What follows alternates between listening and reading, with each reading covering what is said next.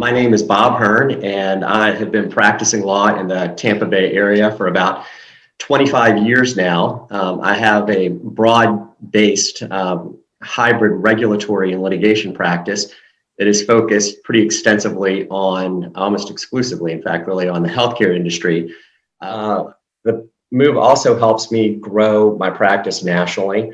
I've spent a lot of time over my career, especially the last 15 years, litigating all around the country, solving compliance and regulatory problems with states outside of Florida.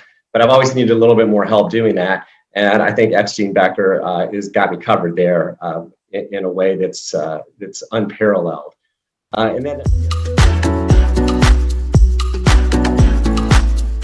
I'd say I probably spend 60 to 65% of my time litigating in state and federal courts. And that entails the representation of a wide array of different types of healthcare providers in claims that are typically driven by complicated healthcare regulations, commercial claims, disputes between healthcare providers over payments, over payment distributions, disputes between providers and payors.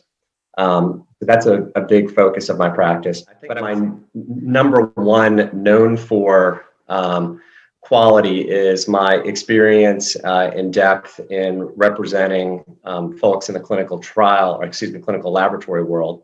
I have spent a great deal of my practice representing a large national lab in a myriad of issues that arise in the laboratory. I've done everything from defend them in complex laboratory negligence cases to dealing with False Claims Act and whistleblower cases that arise from.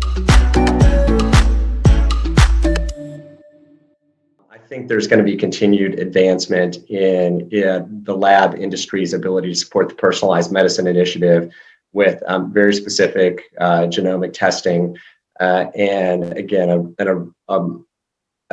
a menu of tests that are designed to allow clinicians to help the patients that they're actually helping instead of delivering medicine in a more generic and anonymous sort of way. So I see that as being a great area of advancement in the medical community and especially in the lab space in the future.